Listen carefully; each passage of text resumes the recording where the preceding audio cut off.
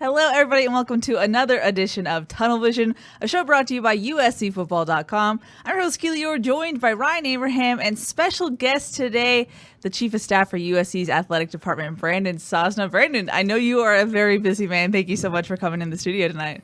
Happy to be here. Thanks for having me. Big shoes to fill in the first post-shotgun era, so I hope I live up to the legacy. I heard you also have a food analogy, maybe, possibly? Ooh. Well, I know how much this show likes food analogies, so I think if you show up in somebody else's home, you got to come prepared. Wow. Yeah. I don't know if they like them. I just force them upon the audience. Yeah, you force feed the food analogy. They do ask for it, so I don't know if it's just sort of like a painful thing. They just want to keep, it's like that little scab they keep picking at or whatever, but they seem to like the food analogy, so we're looking forward to a good one. Hopefully I can upstage you and have a better one than you've had. Oh, look at that. He's This is your victory lap, so this is, Well, we have a lot to talk about, obviously. We got to ask Brandon some burning questions, and wherever you're watching, Facebook, YouTube, or Periscope, put your comments, questions, concerns, and we'll be looking out for your comments. We love hearing from you guys. Of course, just understand that Brandon can't answer everything that you're wanting to know. He is obviously in a high position, so there's not some things that he can talk about, but obviously we want to pick his brain a little bit. And if you're watching on Periscope, you tweet #TunnelVision. I'll put your tweet up on the screen. No calls tonight, obviously. Hope y'all understand in that sense. But guys, like I said, a lot to talk about tonight. Brandon, I think you are a very popular man as of late. Yes. And you just tweeted out, and I thought this was interesting. You got a lot of love on Twitter.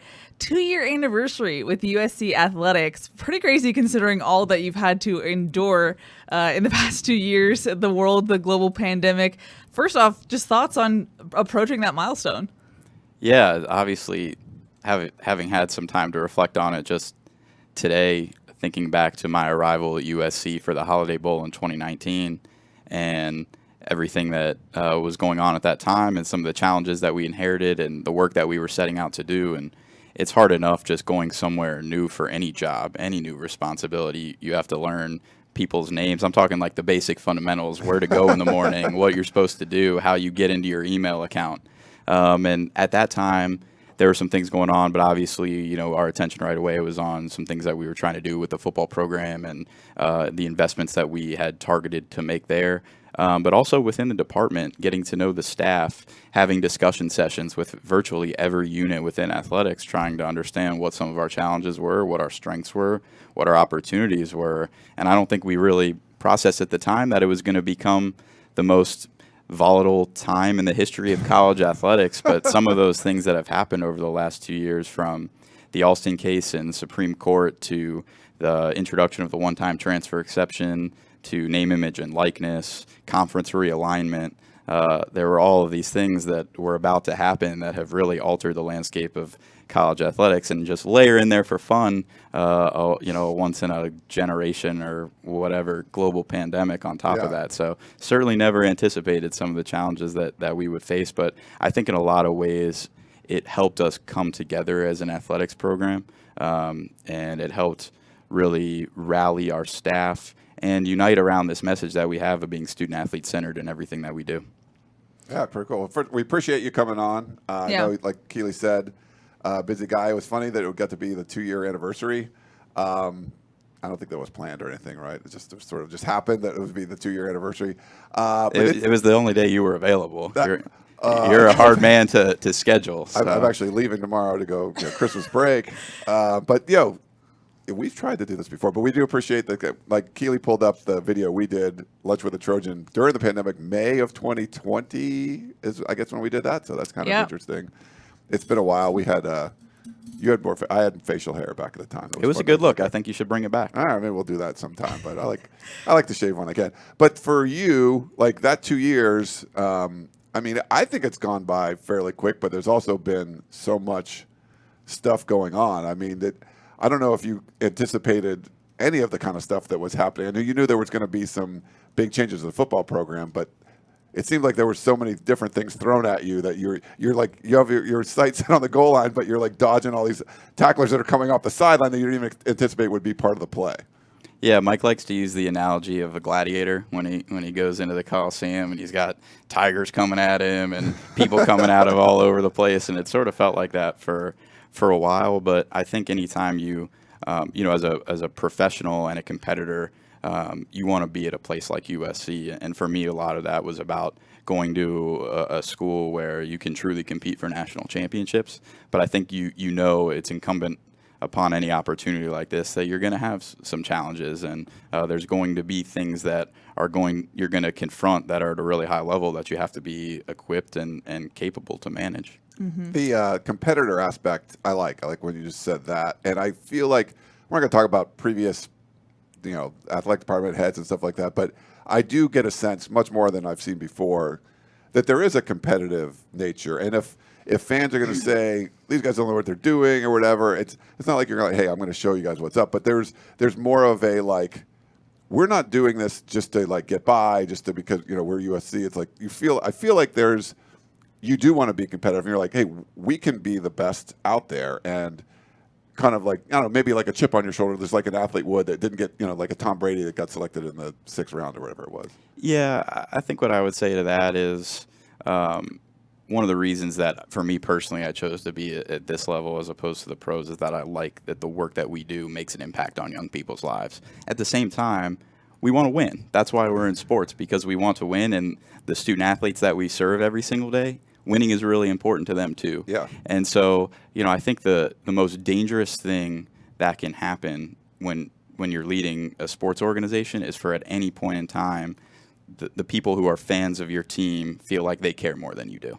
Mm-hmm. Because whenever you reach the point where it feels like I care more than the people who are responsible for the organization that I love, I think that's when the next level to apathy, whatever it is, whatever is worse than apathy, I think that's when that takes over. So I think we do care. I mean, we are passionate about the work that we do, and we want to win, and we want to win in everything that we do.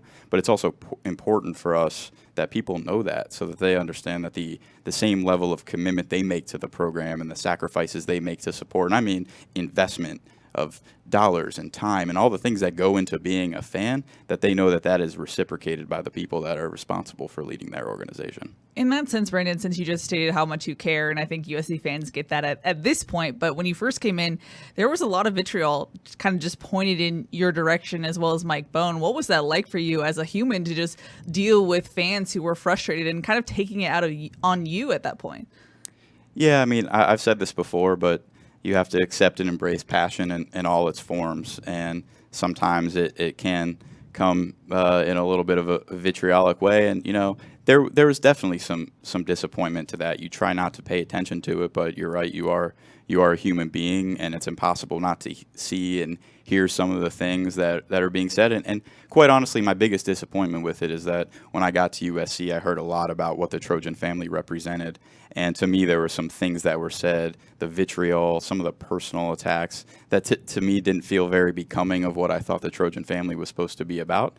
And so I hope, maybe there's some part of this that can be a learning lesson for all of us about, how to go about those things. But it's not about us. That when you come to a place like this, you sign up for the level of scrutiny that we've been under. And at the end of the day, it's our job to deliver. Mm-hmm. It's funny, at the end of the day, obviously, we hate to see it. I mean, there's personal attacks on coaches, on players, on administrators, on us. That when you put yourself out there, you're open to those kind of things. But there's part of it, like, you understand that it's been run so poorly for so long that the next person to take over, the assumption is going to be it's going to continue to be run poorly. And so they sort of will pigeonhole you into, like, they're going to run it the same way it was run before.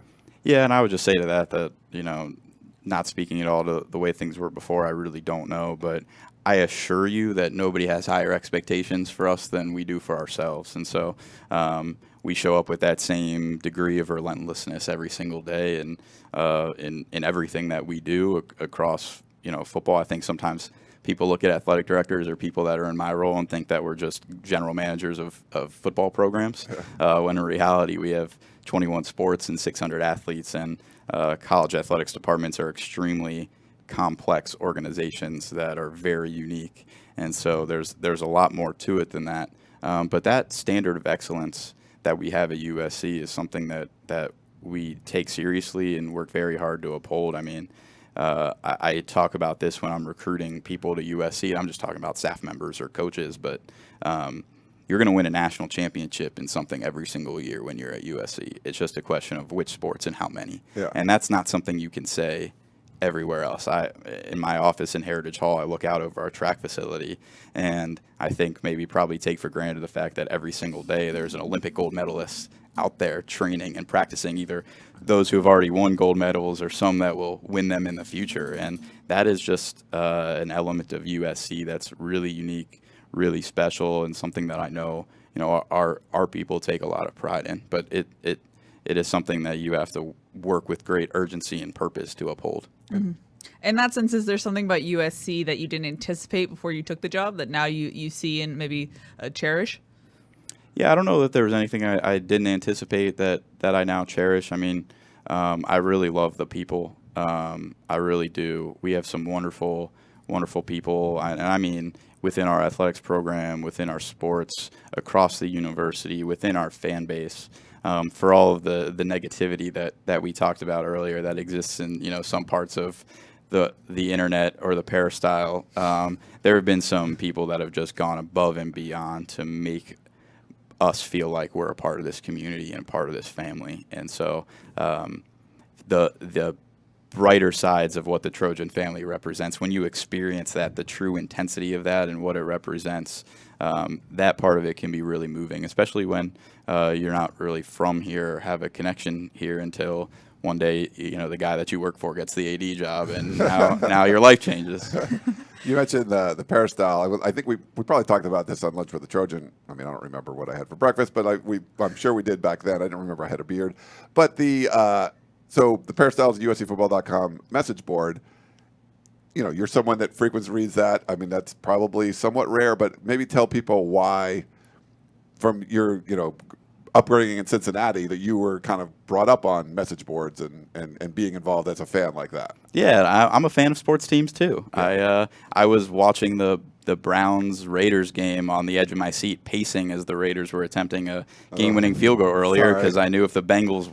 If the Browns lost, the Bengals were alone in first place in the AFC North. So I know what it's like to be a fan. I cherish the fact that I still have some sports teams that it doesn't really conflict with my work, that I can truly be just a fan of and have an emotional outlet in that regard. But yeah, I mean, I grew up that way. I frequently, Chad Brendel of BearcatJournal.com is a great friend of mine, and have known him since I was in 7th or 8th grade when I started working at the University of Cincinnati basketball camps for a great mentor of mine and now a friend of Crosstown, Mick Cronin.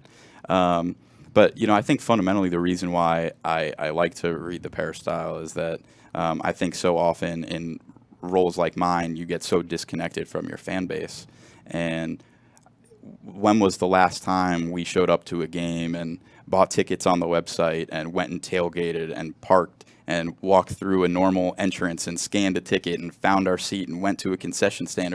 We don't do those things in our job, right? So that you have to have some way to understand what the experience is that your fans are having on a day-to-day basis. And so, that element of connectivity. But again, it comes back to some of those things that we talked about earlier, which is they have to know that we care. They have to know that we listen. And college athletics are unique, as we talked about, and it's not like the pro model.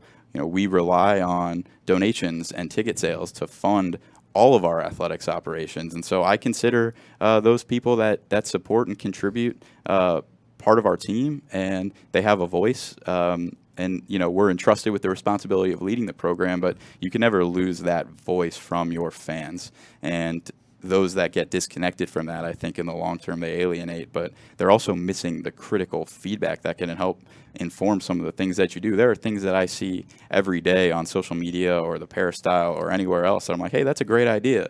And I talk to my team a lot about being idea agnostic, which means I don't really care where a great idea comes from or who gets credit for a great idea. We just want the best ideas. And if that comes from somebody who yells at me all day long on a message board, but occasionally they have a great idea, all power to it. I think it's great.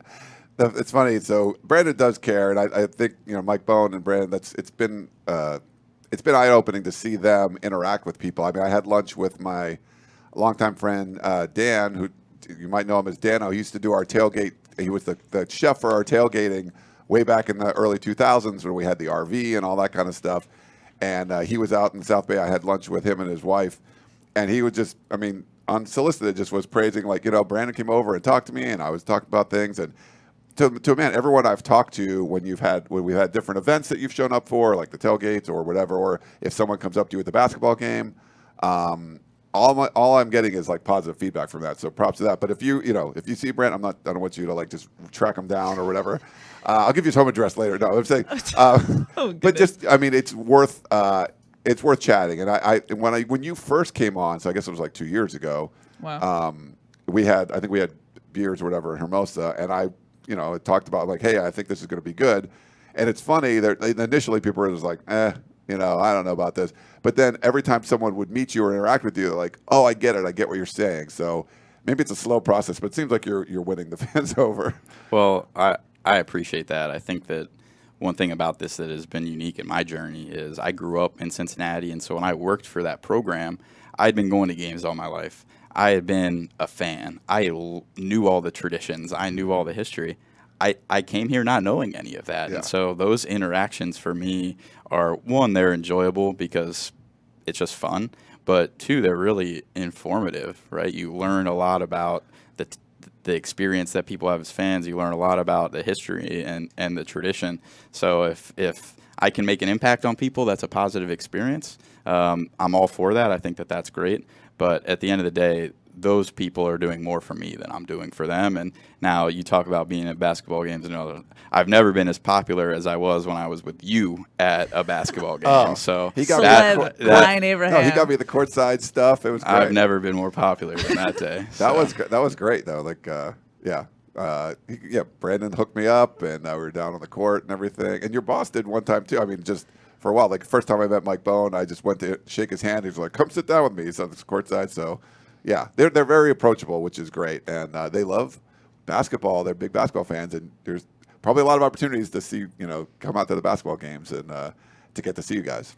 Yeah, we talk a lot about making decisions that impact winning. Well, one of the biggest decisions that a fan can make to impact winning is showing up. And I think our basketball program and what Andy has built is deserving of that type of support. And so obviously we're dealing with a little bit of a challenge right now, but really counting on people as we get into conference play to show up and support our team. They're a great group of young men, and obviously they're performing at a level that makes us all proud. And so our student section has been our bedrock this year, and obviously nothing impacts the atmosphere in Galen quite like our student section, but really counting on the Trojan family and our fans to show up and support this team. Last year was special. I would say that my favorite moment at USC so far, quite honestly, has been that Kansas basketball game in Indianapolis in the NCAA tournament, not just because of the way that we won and what it represented or the historic venue that it was in, but it was just a really special experience to be a part of that. And so I invite you all down to support this team because they're worthy of that support. They've earned that from all of us. Undefeated, top 10 team, pretty good. 12-0. Now, Brandon, you talked about the fan response. For the Lincoln Riley hire, was it what you expected? What were you expecting after making that hire? Did you even think about the fan response in that type of way? Yeah, I wouldn't say we really thought about it in terms of as you're going through the process, and especially as it's getting down to the end on Sunday, and you're hopeful that you'll be able to make a hire. I think there were a few moments where it started to sink in a little bit the way that it was going to be responded to, and just some of the early phone calls that we made once word started to spread, and some people that we wanted to call and reach out to directly so that they would hear that news from us. But that part of it is awesome. Obviously, we haven't won any football games yet, but the way that it's affected people and this just contagious energy that's spreading. I walked into a basketball game after we hired. I honestly can't remember which one, but the energy in the building just felt different. It just felt like for the first time in 2 years, it was really sort of our program, and that was a rewarding feeling. Yeah, what is the momentum like? Was it like a jolt to the system having a big hire like that? Yeah, because it impacts everything and everyone. I think we all know intuitively the importance of football and supporting our overall athletics program, but we also know that externally, the reality of it is that the majority of the attention that we receive and the eyeballs that are on our program are football related. And so it elevates everything and everyone. And I think as a leader, when you can do something that's going to have an impact not just on that thing, but on everything that you do, those are the best types of decisions that you can make.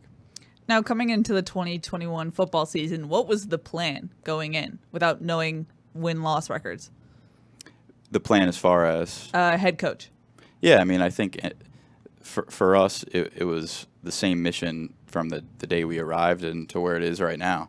Is you want to give your football program everything that it needs to be successful and support your coach and your coaching staff and your student athletes to the maximum extent that you can. So I don't think that we ever really varied from that plan. Obviously, there were decisions that were made along the way as far as how we reacted to things that were going on. But fundamentally, from the moment we arrived, it was being really thoughtful and strategic about how we provide the football program the caliber of support that it needs to win championships. And I've said this before, but I think it's a really important distinction as we talk a lot about championship expectations at USC, which are derived from our historical performance. But in the real world, like for anybody that's watching in the way that they do their jobs, the expectations they want set for them are based on the tools and the resources they have to be successful in their job. And so I don't think you can truly evaluate anyone until you give them all of those tools and all of those resources. And in fairness to whether it's a coach or somebody in our administration or in any world, if you didn't have a great studio like this, what kind of show would you be expected to produce, right? So I think in fairness to anyone, you want to provide every tool, every possible resource to be successful, and that was our objective from day one. Mm-hmm. We actually got a question on YouTube from Trojan Man who said, how hard was it to stick to the plan with the fan base screaming for a change? Yeah, I get that question a lot, and I think when you set your sights on the objective being winning, you are mindful of maybe what some of the sentiments are that are out there. But whether the Coliseum was full or empty didn't change what our priority was, which was to win football games. Yeah. And so I think you have to have the courage in some ways to be really disciplined to what your plan is and to following through on your process and not being reactionary in any way. I like to say that you kind of have to have a firewall around emotion in what you do, because everybody else can be emotional, and that's the great thing about sports. It's really unlike anything else. But in your decision making, you cannot let emotion influence you in any way, shape, or form, because that's how bad decisions happen. And you just got to trust your plan and your process and continue to execute. Mm-hmm. Are there instances where, I mean, it's sports, right? Like we're at the whim of bouncing balls like all the time. Like things happen. I mean, you had talked about at the Lincoln Riley press conference, if Bedlam goes another way, like you might not be there talking about it. In the beginning of the year, USC loses to a Stanford team that didn't look very good in week one, but then beats Oregon later. If they go on some kind of run, you're like, oh, maybe we shouldn't have fired Clay Helton at that time. I mean, there are things that just happen. You're like, oh wow, Stanford ends up being bad. They're 3-8 or whatever, and Bedlam ends up going the other way for Oklahoma State. But there are times where the ball just bounces, and you're like, these are major events that could be affecting every decision that we make. Yeah, and I think that's why we think about these things in terms of probability and trying to do things that are going to increase the probability over time of consistently getting to positive outcomes, because there are going to be variables, there are going to be unexpected twists and turns that happen. But I think fundamentally at the end of the day, you stay the course, you continue to make the decisions that you feel like are advancing your strategic objectives, and ideally, with a large enough sample size, those things balance out for you in a favorable way. Yeah. It's almost like maybe a poker would be a good analogy, where you're just trying to make the right decisions and the cards can fall a certain way. Like if I'm drawing to an inside straight and I'm trying to hit that long shot, it's probably not going to be well. But I'm going to hit it sometimes. Like, oh, I won the pot. But over the long term, you're just doing it. Yeah, there might be something weird that happens, and you make a bad decision and that gets a good result. But you're just trying to make the best decision possible. And sometimes, circumstances beyond your control. A pandemic happens, and it's just not going to work out your way. Yeah, that's exactly right. That's why there's so much emphasis for us on the process. Yeah. Because outcomes can be variable and influenced by a multitude of different factors. But for us, it's really staying true and disciplined to the process. Mm-hmm. Now, Friday was the conclusion of the early signing period, so we got to have Lincoln Riley's first real press conference, he called it, because there's more beat reporters, and we got to talk to him about how crazy the last 3 weeks have been for him. But I'm just wondering, from your perspective, Brandon, how crazy has the last month been, or maybe go even farther from that, since you were involved in this process for a long time? Yeah, I mean, I think back to the day that we went to pick Lincoln up, and we flew out to Oklahoma City late at night for a quick turnaround. We were at the airport by 5:30, I think, the next morning. And Spencer Harris, our director of player personnel, joined us for that trip. And we had all these binders prepared and had a 2.5-hour personnel meeting on the flight. And from there, it was just it was a blur. That was a really invaluable time for us. We were able to get a lot accomplished. But from there to press conferences and onboarding staff and getting started with recruiting, it was just it was a lot, and so you're trying to build all those things and do all those things at the same time. It's like I said, I think, Ryan, you asked me the question after the press conference, was there any relief that it's over? And, yeah. Certainly there's relief that stage of the process is over and you got to the outcome that you wanted, but then you start thinking about onboarding an entire new staff and going through the same things that I went through 2 years ago, as far as how you know where to go and what to do and what our systems and processes are. And I think that signing day element creates a different sense of pressure and urgency about it as well. That's a huge priority, and trying to get your current players engaged with the new coach and the new staff is a priority. It's just there's a lot to do, and unfortunately, time is limited in a lot of respects. Mm-hmm. Do you think with all the pressure, I mean, it was a really silly season, right? Like, you guys rocked the college football world with the big one. LSU, and you guys we'll talk about the secrecy part a little bit, but you guys were more strategic about trying to get your guy. Everything was going to be quiet, and all of a sudden, even former players, no one had any idea.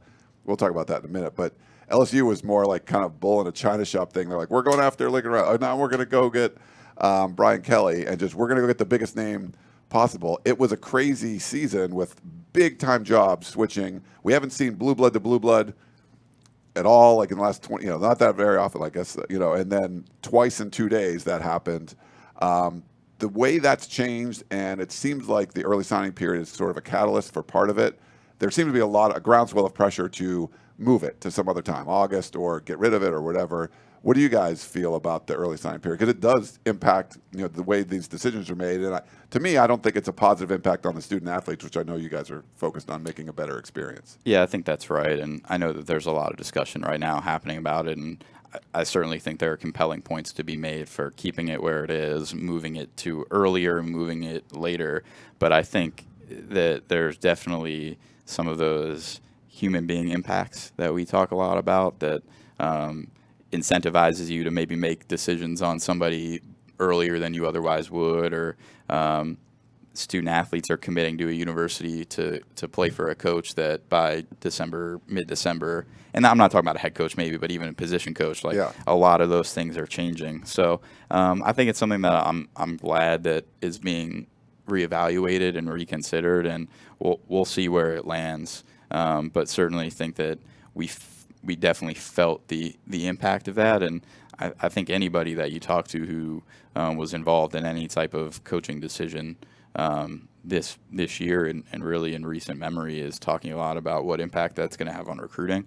Now, we were pretty steadfast in our belief that we weren't going to make any decisions for 1 year's worth of recruiting, especially in the transfer portal era. We certainly would never want to sacrifice our long-term interests for some of those short-term pressures that exist. Fortunately, we were able to kind of accomplish what we wanted to on both fronts by hiring a coach the day that we did and being able to impact recruiting by that early signing day. But it's definitely a conversation that's going to continue to be had as far as what the right way to do the early signing period is. Now, I know you're not a mind reader, Brandon, but in his press conference on Friday, Riley was talking about how he's even more optimistic about the program now that he has boots on the grounds. What do you think he's talking about in particular? Yeah, I think it's a combination of a lot of things. First, I think it's understanding the current players that we have here and their level of buy-in and commitment to him and his vision and what we're going to accomplish. I think the response from people has genuinely moved Lincoln and Caitlin and their family and how appreciative the Trojan family is that Lincoln chose us and that they all have taken this leap of faith to be with us. And I think also, that we've talked a lot about the support and commitments that we've made over the last few years. And so I will admit privately that one of the disappointing aspects of this for me is that we know, those of us that are there every day, that this is not the same football program it was a few years ago in terms of everything that we're doing to support it and the quality of people that we have in the building. But the reality is we were a 4-8 football team. Yeah. And that's about a 5-7 season in 2018. So the results haven't improved. So I think maybe from an outside perspective, you look at it and we haven't played in a bowl game in 3 of the last 4 years, and some of the things that are going on in recruiting that haven't been up to the level maybe that we necessarily aspire to. But I think maybe upon arriving here and getting to know the people and some of the investments that have been made and the support that we've really built around the football program, hopefully that's something that would be on that list as well. Mm-hmm. I mentioned like the secrecy stuff, like just things have been very quiet. When Clay Helton was let go, you guys tweeted it out. Pretty rare. Like usually it's like, oh, someone's gonna gets out there in social media. And I'd say on this show, and you'd be critical of me sometimes, which you totally can. Like it's gonna be a lot harder to hire someone and be quiet because you have to talk to a lot of people. And it sounded like, it was a Mike Bowen, Brandon Sosna thing, and he gave you credit for being the architect of the search. But from what you guys were talking at the press conference, it sounded like there was a lot of conversations being had with people that were kind of involved. How hard was it, and how important was it to keep things secret? Because I think you had mentioned if it got out that you guys were talking to Lincoln Riley, it probably wouldn't have happened. But how important was that, and how hard was it to accomplish that? Yeah, I mean, I think a few things in response to that question. First, you talked about the change in leadership, and the most important thing for us in that was that our student athletes would hear from us first. And that's just a luxury that you never really seem to have anymore with the way that college football is covered. But to be able to get in that room and hear from us directly and hear from the coaching staff directly was really important. I also think broadly it's a reflection on Mike and his leadership that he's earned the trust and respect from Dr. Fold and Chairman Caruso and the many leaders that we have in the university leadership and the board of trustees, that he was empowered to lead this search and to bring forward a recommendation as far as who we should hire. And that confidence in us was really key to being able to maintain confidentiality, because we were able to really, without a lot of interference, run our process. And yeah, confidentiality was a huge part of it. Obviously, this is again something that came together at the very end. So it really didn't interest us to be talking in the community about who we were really interested in. So a lot of it we were protected by just the natural unfolding of the process. But there was a lot of education for those who were involved, that even like you saw maybe with some other schools, that even the presence of rumors that have to be addressed can have an impact, right? Yeah. Not a lot of coaches want to stand up there and have to answer questions about another job, and then when they say declaratively one way or another, they never really want to go back on that word. So you hope that you don't put your candidates in that position where they have to address the job. Now, I think just by virtue of the confidentiality in the process, I think a number of coaches ended up having to address questions about USC, which is unfortunate. It's never our intention that anybody would have to do that. It's not really fair to them, to their athletes, which is another part of the reason why we like to keep this confidential, because we've been on all sides of this. Sometimes you're on the other side where you're being recruited or you're being rumored, and you don't like to have to address those things either. So to me, it's just about a level of professionalism and respect that goes into it as well. But certainly there are the strategic benefits that are top of mind. You mentioned Rick Caruso, Brandon, and I got to ask, in the introductory presser, you got a job offer by Caruso? One, were you expecting that? And two, what do you think you did to make such an impression on him?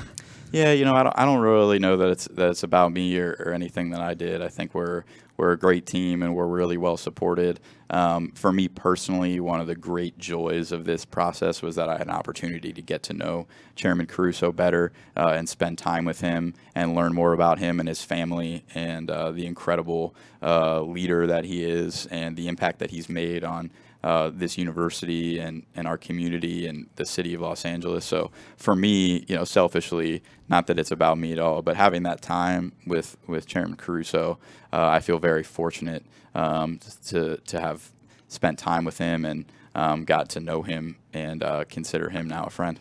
Mm-hmm. So the three of us, Go for it, Ryan. The three of us in this room have some stuff in common as far as this USC football program. We spend our lives on the Paris. Kind of determines a lot of our livelihood, the way we do things. Maybe what your chair does has more to do with our livelihood than the team itself, but it's all part of it. For the last 7 years or whatever, Keely and I, if we feel like we're creating great content and putting a lot of stuff out there, you mentioned fan apathy is something you want to avoid. If the team isn't doing well, if they don't feel like the administration is putting their all into it and they want to win as badly as they do, fans tune out, and for you, you're trying. You mentioned you got to get donations. You got that. It's the lifeblood of your athletic program. Winning 4 games doesn't help, but making a hire like Lincoln Riley does. How much has the tone changed as far as from negativity to positivity? I mean, it's been huge for us. We are getting record numbers on all of our shows. We're subscriptions, everything. There's more fans that are coming back and involved. And I don't know if you're seeing the same thing on your end with donations and ticket sales and all that. I assume it's the same, but we've seen it's been absolutely crazy for us. So, positive, it's a good way, and we're happy for the fans, but I assume it's the same way for you. Yeah, the response has been enormous. If the sentiment, maybe if it's not been a 180-degree difference, maybe it's 179 degrees, but it's pretty much it changed overnight, which is great. It's great for the university. It's great for the community. It's great for everybody who's connected to our program that has a role in creating what Mike would call an intensity of interest around our program. And, I have a deep appreciation for websites like yours and others that cover our program because you tell the stories of our athletes. You're there every single day covering what others might think of as minutia in the program, but for you, that is content that you have thousands of people that are refreshing their screens all day long to consume this content. And all of that is part of creating an intensity of interest that supports a program. And so, for us, it's a great luxury to have so many outlets that cover this program. And obviously that can be difficult at times. And there's a level of scrutiny that comes with that you just have to embrace. But that intensity of interest is everything, and everybody's a part of that. Yeah. I think there was a lot of questions coming in about the Cal game, playing that game, and could have been a forfeited game. I know Lincoln Riley talked about how it was invaluable as far as that week of practice, understanding the roster that he had. What did it do for the team in your perspective and the coaching staff coming in? Yeah, well, first, I do just want to say that was a really difficult week, obviously, announcing a new coach, and Lincoln had brought some individuals with him. And for me, I just really would take a minute to salute Dante for his leadership during that time. I think it's pretty well known that Dante and I have an extremely close personal friendship, and I think the world of him, and he's going to be a great head coach someday. And I think that experience in the interim capacity was great for him, and watching him grow from day one to the end of the season was really exciting for me to watch. But that entire week, I thought we showed the best of who we were, from Dante's leadership with the team, but Graham and Todd and Sean and Coach Jinx and Kerry and Daggy and Clay McGuire and Vic and Craig. Everybody really contributed, and the level of professionalism was unlike anything I've ever seen. Coach Steiner and his staff, just in really, really difficult circumstances. And then the leadership within the locker room.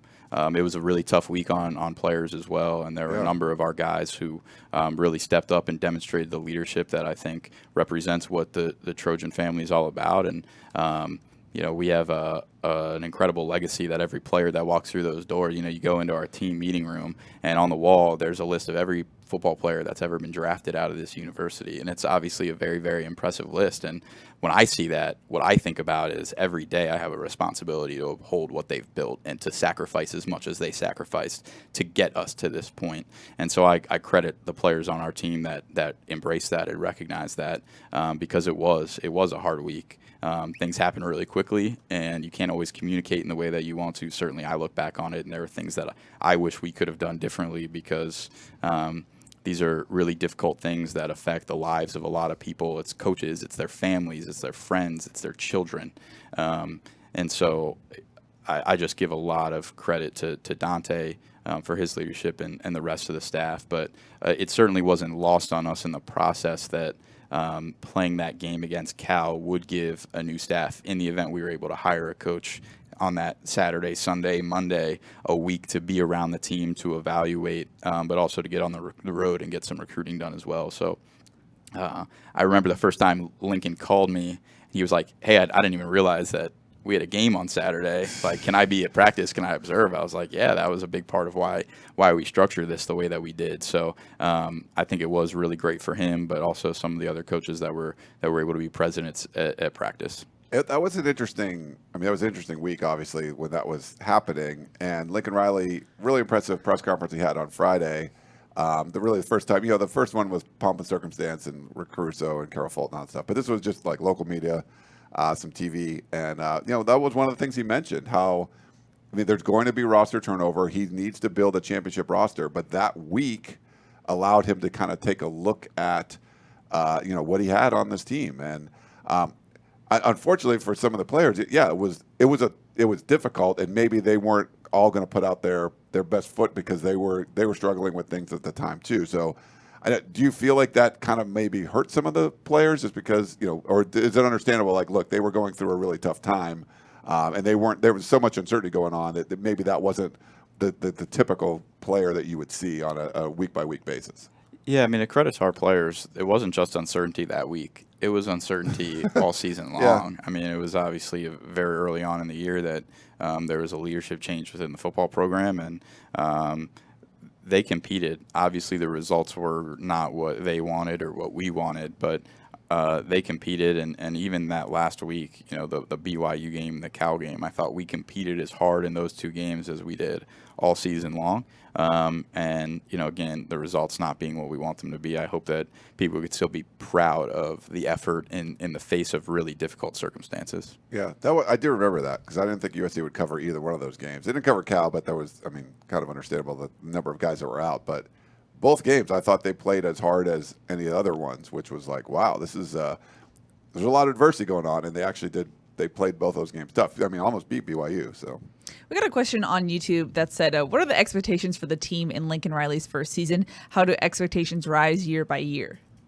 Yeah, I don't know that we define it in those terms. It's still December, so we're focused right now on recruiting and building a roster and evaluating what we have and building a staff. I think there's a time and place for those conversations as far as what the expectations are and will be. But I think Lincoln has addressed pretty clearly that he thinks that we can really build a special team and a special roster, a special program, and compete for championships. And that's the goal. That's why we wake up every day. Mm-hmm. A word that kept being mentioned by Lincoln Riley and has been in the past couple press conferences is facilities, and we've gotten a lot of questions about it. What can you speak to about the facilities that Lincoln keeps referring to?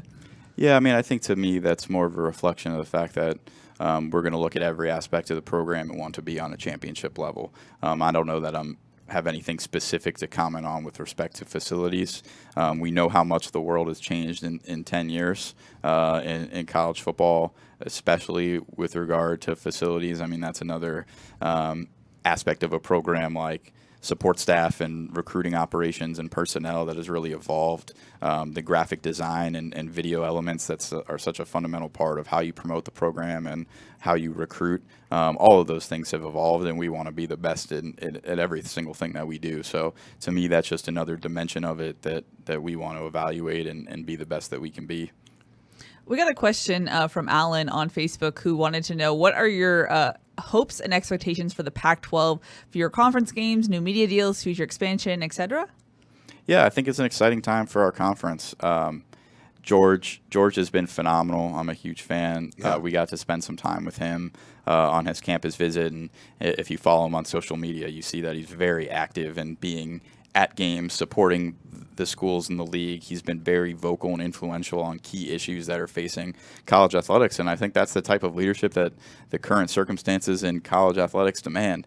And so we've been really excited to partner with him. He's been very engaging with us, and there's certainly well-documented opportunities for us with respect to our upcoming media rights deal, with respect to potential expansion of the college football playoff, and a number of other things that the conference is working on. So I think there was a big part of this that was talking about our growth potential as a program, not just here are the resources that we've invested, but here's what the future looks like. Yeah. And those are big components of it for sure. I thought there was a lot of parallels between George Kliavkoff, the new Pac-12 commissioner, and Mike Bohn and what you guys have done, where maybe previous leaders from those roles were kind of ivory tower people. They weren't really involved. They didn't really know what's going on. They didn't know how much a gallon of milk would cost, if you were saying something like that. They weren't out with the people. They never got their tickets scanned and things like that.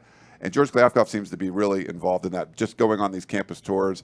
I went to the Pac-12 championship game in Vegas, and he had mentioned, unsolicited, about USC hiring Lincoln Riley, the uptick in recruiting. Like, Larry Scott would have never done something like that. But how important is that? It seems like that's something that you and Mike Bohn have embraced, but it seems like George Kliavkoff is too. I mean, how important is that for a conference commissioner? Yeah, I give him a lot of credit. There's a lot of expertise that he brings to this role, based on a lifetime of really interesting and kind of key leadership roles that he's held. But certainly there's the actual on-campus experience that we all have every day that maybe was a part of the job that he wasn't as familiar with. And so rather than try to create the impression that he kind of already understood it or knew it, he went around and visited every single school.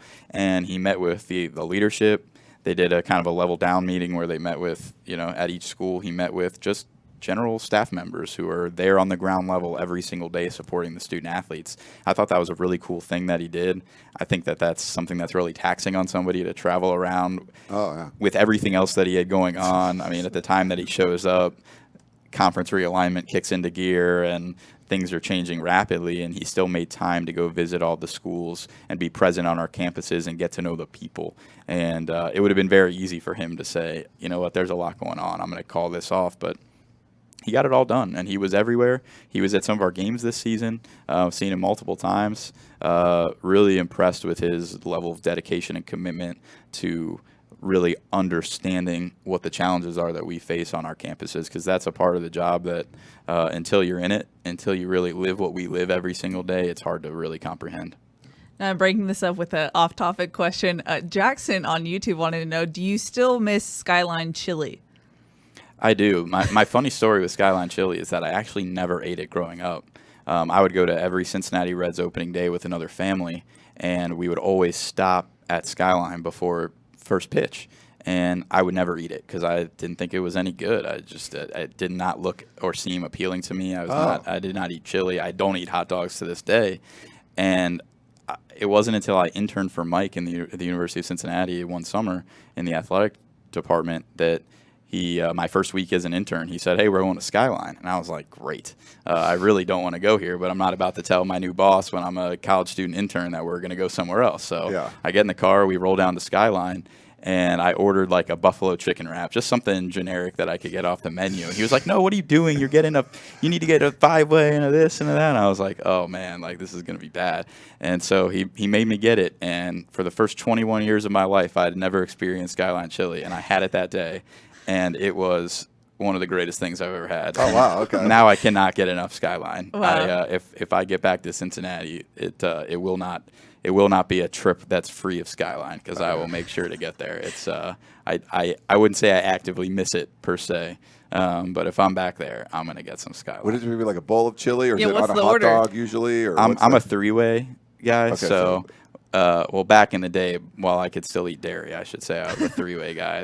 What does that mean for the non-Skyliners? Yeah, so that's a base of spaghetti with chili and cheese. Oh, okay. But now, because I can't eat the cheese, I do a chilito, which is a burrito that's got chili and spaghetti in it, and I put some of their like little special crackers in there. And it's the Brandon special. I can eat like 10 of those. Wow. Nice. Look at that. So Keely, you could do the cheese, not the crackers. No. So I can't do the Brandon special, apparently. Missing out. Yeah, I know.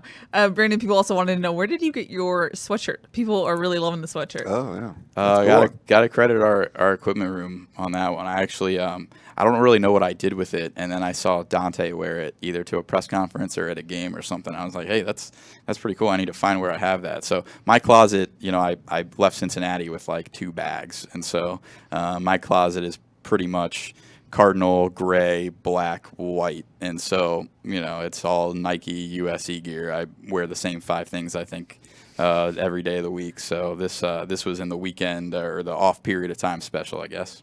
Yeah, I'm sorry. Go ahead. I don't know. There may be a way to get it. I will look into that and report back. Nice. Okay. That's on the P.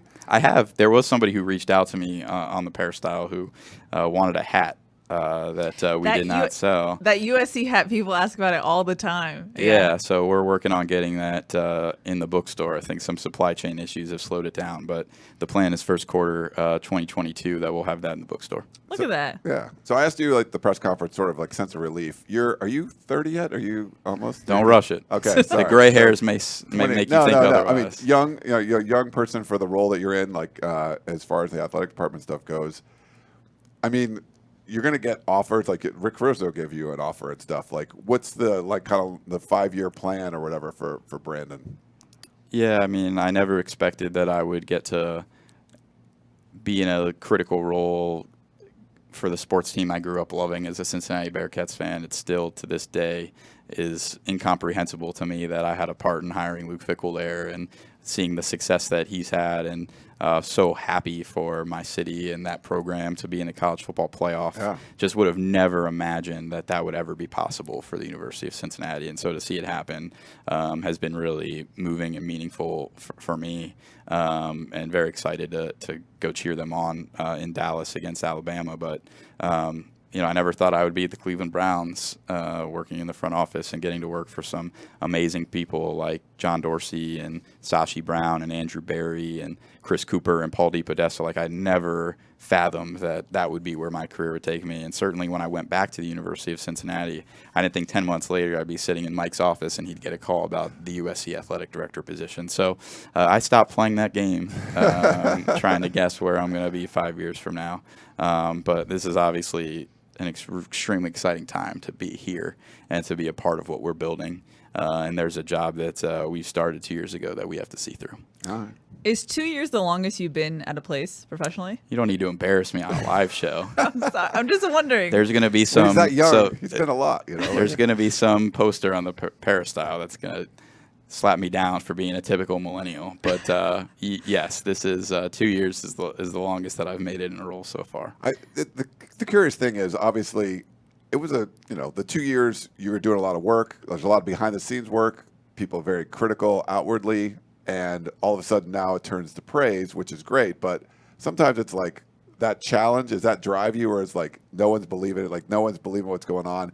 Now it's like, okay, if Lincoln Riley wins a championship or something, it's like, okay, everyone just expected that. Like, is it going to be as satisfying as it was to, like, here's the big reveal, Lincoln Riley's head coach, Yeah, I think I pay attention to that stuff more than I probably should in terms of how it motivates me. Not proud of it, but that's human nature. Yeah, I mean, it does. Like, again, being a professional and a competitor, the reason I even went to Penn to begin with is because my brother told me he didn't think I could get into an Ivy League school. So I haven't. Maybe my decision making skills have improved since then. But it's not about me. It's about this university and this program, and you dedicate your life to something. I mean, this has been my life for a few years. I mean, the last 2 years have been extremely hard. And so to me, it's just, I want to be on that podium someday. That's why I'm in it. That's why I do what I do. That's why I love sports. And I don't care what the circumstances are, right? I hope that we can get there, and I'm going to do my part to try to make that happen the best that I can. And not about me, but I credit Mike a lot for his leadership. I have always been kind of more to the side and behind the scenes in the work that I do. But it's hard to watch somebody that you really care about, who's given you every opportunity in your life, get treated the way that he was treated by a lot of different people. So if there's anybody I'm excited for and happy for who's deserving of it, it's Mike. Nice. In that sense, we got a lot of questions. Did you see the apology threads that were started on the Peristyle to both you and Mike? I did see the apology threads. We had a few laughs at that and moved on to whatever the pressing thing was that was confronting us at that moment. But we certainly have felt the apologies for sure.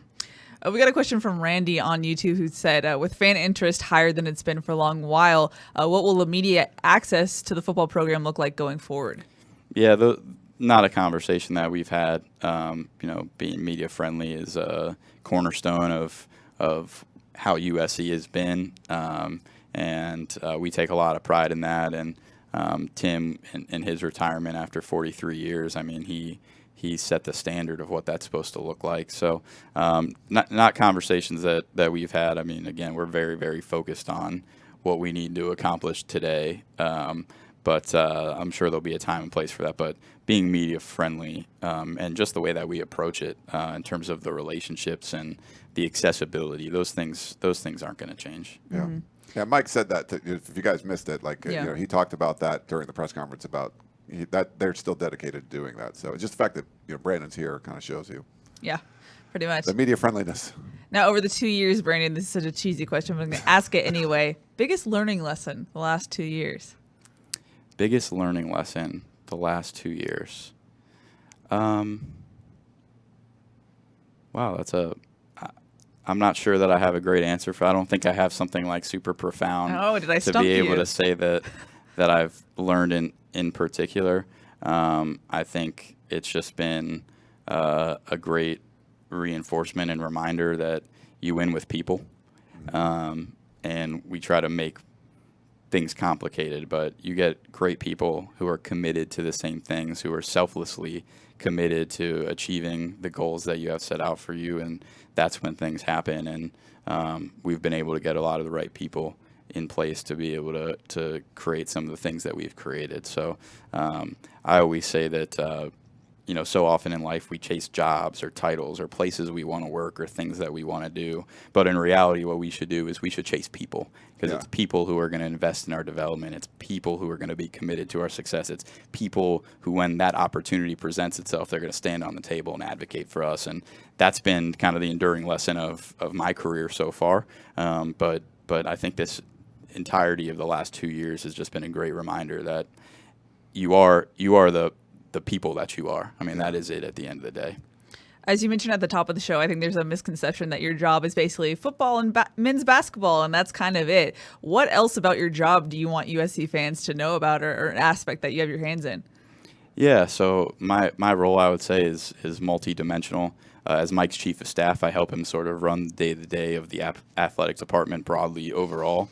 I also oversee all of our external team, which is marketing and ticket sales and social media and video and graphic design and communications and sponsorships. And then obviously I have my role supervising the football team as the administrator. So definitely have, I do a lot of liaising as well to different partners on campus. We believe in a very integrated model with our athletics program.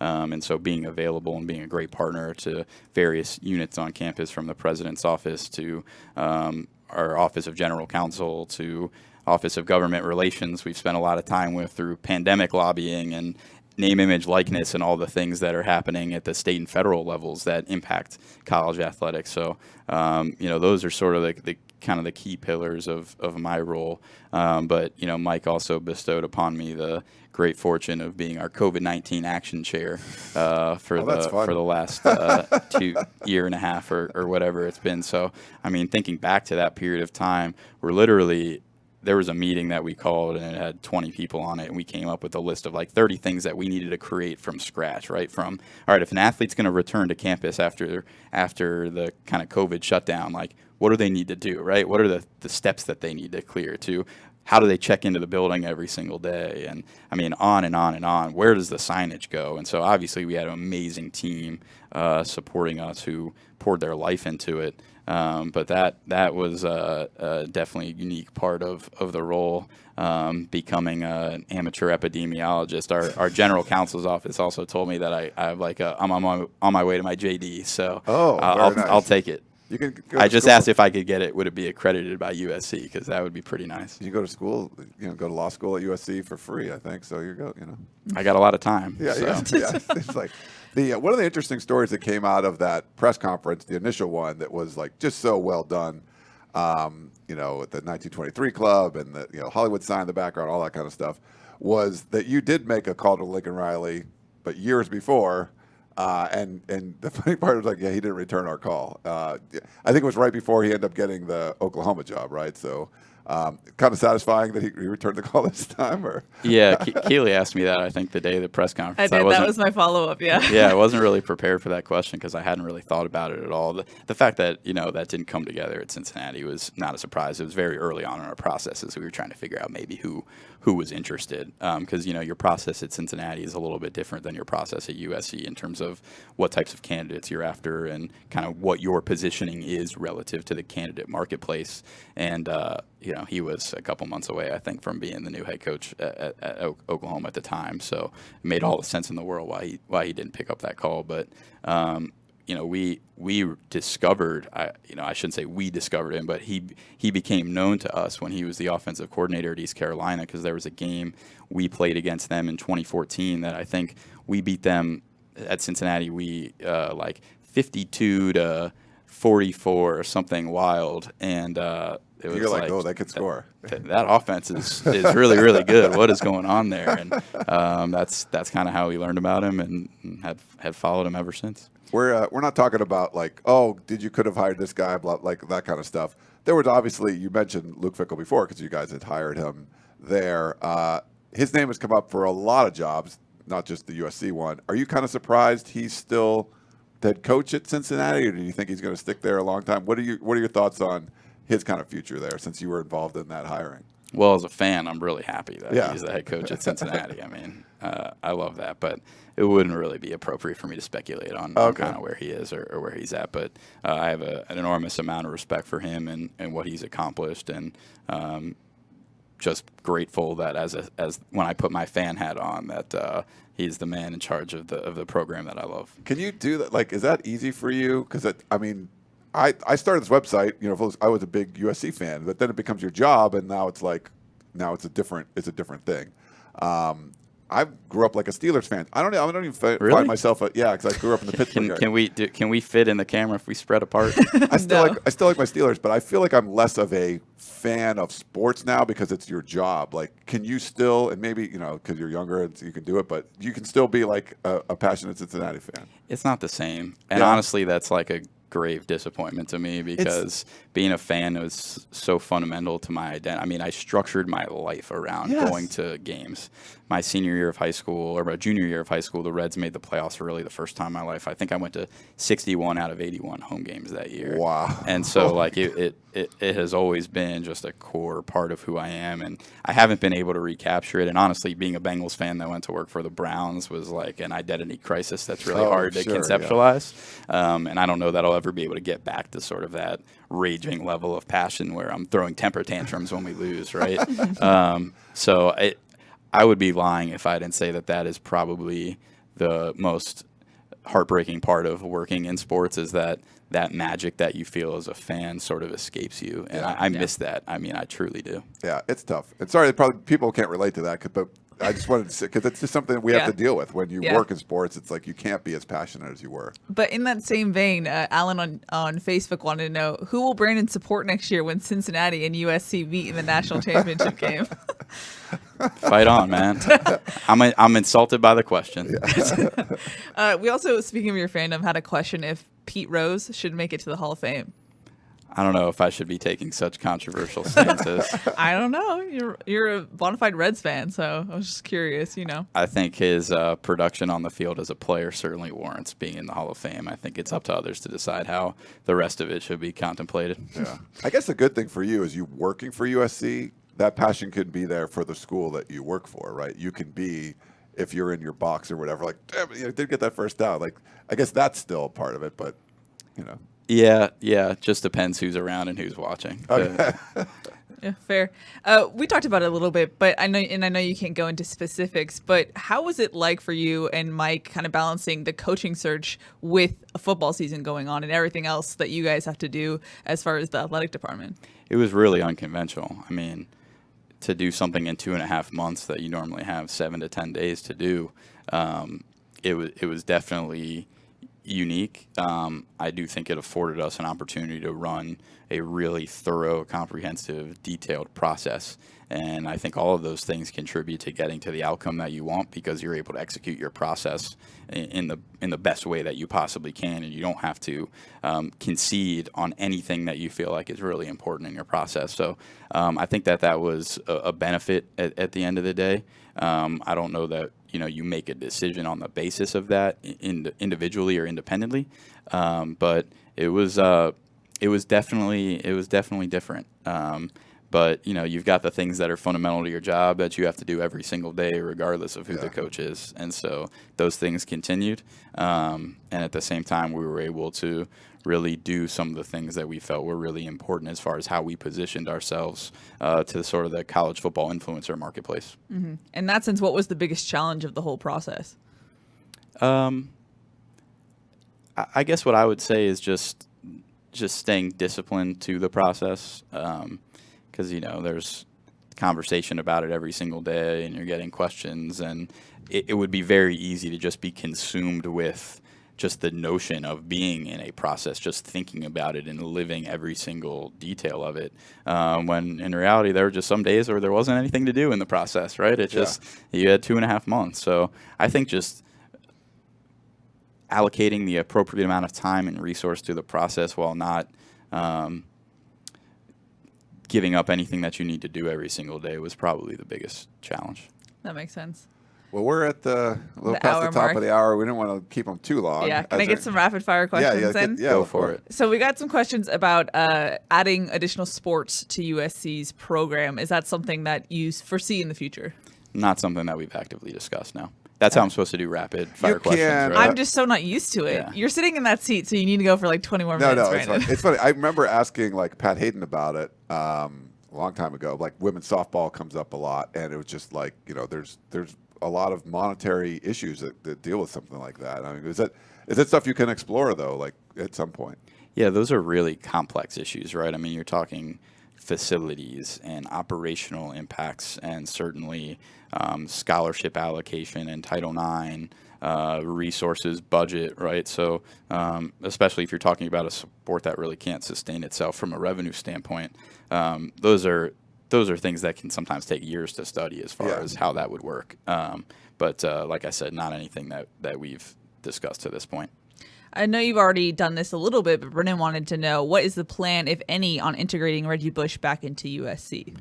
Well, I think that it was that first day in June that his dissociation ended that we brought him back, and we love Reggie, and we want Reggie to be as involved in the program as Reggie wants to be. And it's amazing to me that there are recruits that talk about Reggie who were barely alive to see him play, and still the impact that he's made on them. So we love Reggie, and very excited that we were able to bring him back to being part of this family again. Yeah. He deserved that, and also really fun to watch him, with Matt representing USC every Saturday on Big Noon kickoffs. I get a lot of questions on like radio shows, and like, about recruiting. Like, people don't remember Reggie Bush, and I'm like, we still talk to recruits to this day that talk about him, and they want to wear number 5 in high school, and I don't know how. Like, they weren't born, or they were a couple years old, and YouTube is like a big deal. Yeah, yeah. They still follow him. And speaking of recruiting, we got a lot of questions about what do you think the Lincoln Riley hire will do for recruiting, not just for USC, just for the state of California and the talent that's within it. Certainly, we know the incredible talent that comes out of the state of California, and we want to be able to retain as much of that talent as we possibly can. And I think Lincoln talked in great depth about that on Friday as far as how he envisions being able to do that. I think the response has certainly been indicative of a community that is ready to do that. I thought he said it really well, which was something to the effect that a lot of these kids growing up in Southern California are looking for a reason to come to USC. Yeah. And Lincoln's certainly a great reason to come to USC, and there are a lot more reasons beyond that, but that certainly helps. And it's funny, you don't even need that big of a reason. That's a huge reason to stay. And so, yeah, I think you're going to see a lot more of these kids stay at home. Just similar to what Pete Carroll did when he got hired on. He made it cool to stay in California. I think Lincoln Riley can make it cool to stay home, and I think it helps the other Pac-12 programs too, because there'll be more kids that are willing to stay in the Pac-12 footprint as opposed to going somewhere else. Yeah, and I think in 2021 with that class, we had 9 of the top 20 recruits from the state of California that elected to stay home and come to USC, and so I think that was the start of hopefully what will be a great trend. I think that was the most since 2004 last year, so all positive for us. Now, you answered the controversial question about Pete Rose. I have another one for you. Oh. Alternate uniforms. What are your thoughts on that for USC's football team? I saw that pop up. Yeah. Not something that we've discussed either. I understand the history and the tradition. I by nature tend to be more entrepreneurial and innovative in the way that I look at things, but whether it's the FCS opponents or anything else, I mean, we're going to be respectful of history and tradition, and certainly some of those things will come up, and maybe there are creative ways to look at it, but I don't know that I'm ready to declare anything on that, and I don't think that that's something that is my decision anyway, but I understand that can be an interesting topic for people, and I think there are merits to both sides of the argument. Mm-hmm. You mentioned the FCS thing, and I think that was one we brought with Mike, right? Mike, he came on our podcast, on television, or the podcast, and he said that they weren't going to play. You guys weren't going to play UC Davis, ended up playing San Jose State this year. You got your grand slam out of the way. Like, obviously, the Lincoln Riley thing. This was this is what fans wanted. They wanted a big coaching hire, but before that, you were setting the foundation. Trying to fix a lot of things in the athletic department. The analogy was it was hitting a lot of singles and stuff. Did you have a favorite single along the way that? Maybe got a lot of fanfare. People love the FCS thing, but is there one of those, smaller wins for the athletic department that you kind of like? Do you like us quantifying it by singles for all the work you do? Maybe you hate that too. I don't know. I'm very familiar with the metaphor.